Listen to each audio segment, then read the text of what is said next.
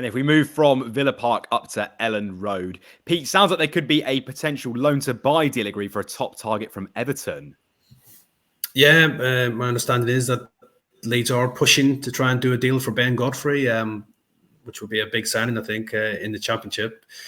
Obviously, Godfrey, not that long ago, he was in the England squad after having real success at Everton as well. So obviously, he's found it difficult this season under Sean Dyche. He's hardly really figured in that team. That's probably due to the form of Branthwaite and James Tarkowski at centre-back that we haven't seen a lot of Ben Godfrey, but he's a versatile player. He can play centre-back and can play either full-back positions, which he's done before, and he can also play midfield, which he used to do at Norwich.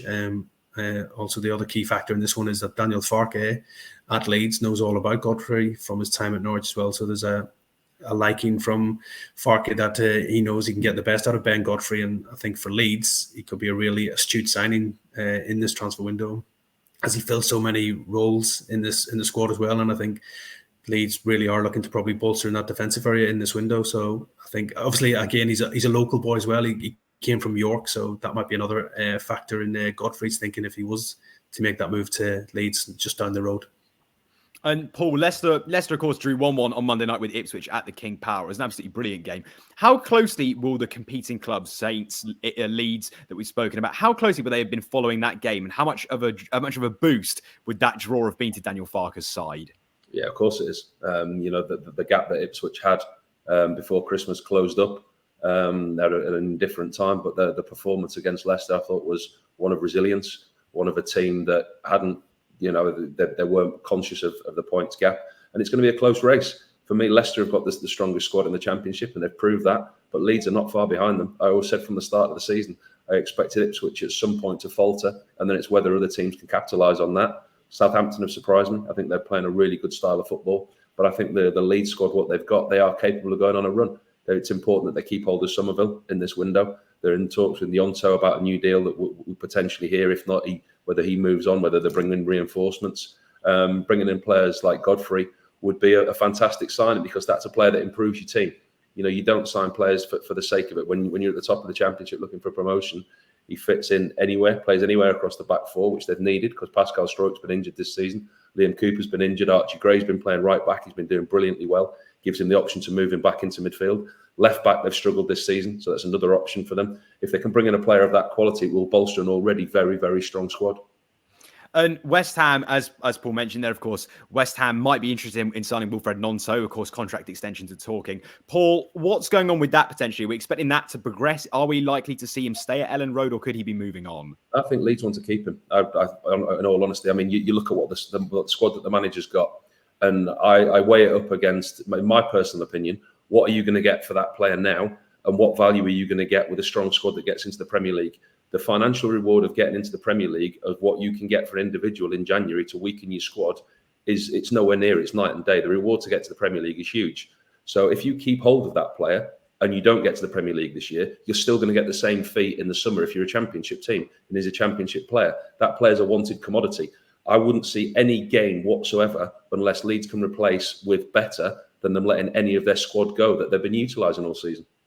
No, and I think you're absolutely right. I think it's one of those things, isn't it, when you're pushing for promotion? Actually, why would you get rid of your top players? Although I know he has sort of been on the fringes at times. Pete, if we talk about Burnley winger Manuel Benson, Liverpool youngster Mateusz Musialowski, they've been linked with quite a few forwards. Are we likely to see any more additions through the door potentially?